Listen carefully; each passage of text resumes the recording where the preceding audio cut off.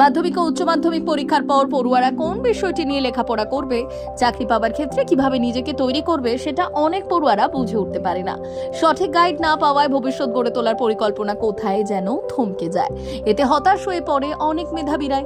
নিজেদের মেধাকে কিভাবে কাজে লাগাতে হবে সঠিক পরামর্শ দিতে এবার কেরিয়ার কাউন্সেলিং এর আয়োজন করলো তপন ব্লক প্রশাসন ও তপন পঞ্চায়েত সমিতি।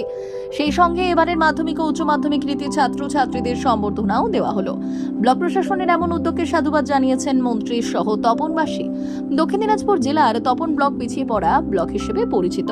তপনের অধিকাংশ মানুষ দিন আনে দিন খায়।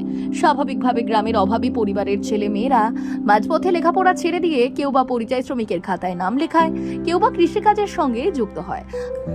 আবার যারা দাঁতে দাঁত রেখে শত কষ্ট বুকে চেপে রেখে লেখাপড়া চালিয়ে যায়, সঠিক পরামর্শ বা গাইডের কারণে সরকারি চাকরি সহ ডাক্তার, ইঞ্জিনিয়ার কিংবা সরকারি আধিকারিক হওয়া থেকে বঞ্চিত হয়।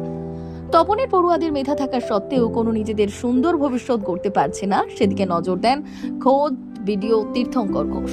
সেই মতো কেরিয়ার কাউন্সিলিং এবারের মাধ্যমিক এবং উচ্চ মাধ্যমিক কৃতী ছাত্রছাত্রীদের সম্বর্ধনার আয়োজন করেন।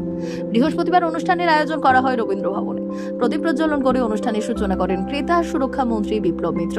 এছাড়া উপস্থিত হয়েছিলেন জেলা পরিষদের সভাধিপতি চিন্তামণি বিহা, বিএসএফ কমান্ডেন্ট জেলা পরিষদের কর্মাধ্যক্ষ লিপিকা রায়, জেলা পরিষদের সদস্য আমজাদ মণ্ডল, তপন পঞ্চায়েত সমিতির সভাপতি কৃষ্ণা বর্মন, সমাজসেবী সমীর রাহা, সুব্রত ধর, অজয় বর্মন, অসিত সরকার, অন্যান্যরা।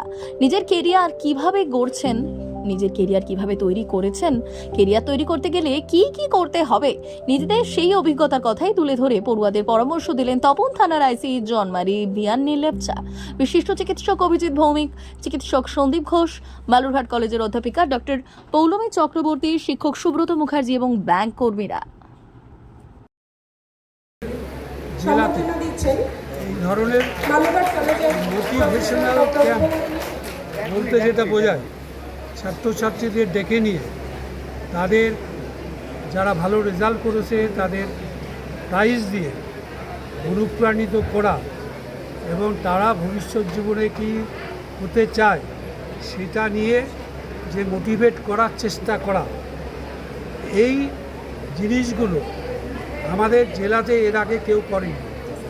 এই প্রথমবার তপনের ভিডিও তীর্থঙ্করবাবু, এখানকার পঞ্চায়েত সমিতি, জেলা পরিষদের সদস্যরা, তারা সবাই সম্মিলিতভাবে এই ধরনের একটা মোটিভেশনাল ক্যাম্পেরই আয়োজন করেছিল। আমি ক্যাম্প বলছিলাম, এখানটায় সমস্ত কৃতী ছাত্রছাত্রীরা আমাদের জেলার জড়ো হয়েছিল এবং তাদের সবাইকেই যারা বিভিন্ন মার্কস পেয়েছে, কেউ 96%, কেউ 95%, কেউ 94%, 93%, প্রত্যেকে ক্যাটাগরি হিসাবে ভাগ করে তাদের তপন ব্লক ও পঞ্চায়েত সমিতির উদ্যোগে, বিডিও মহাশয়ের উদ্যোগে সমস্ত মাধ্যমিক ও উচ্চ মাধ্যমিকের যে ছাত্রছাত্রীরা ছিলেন তাদেরকে সম্বর্ধনা প্রদান করা হলো।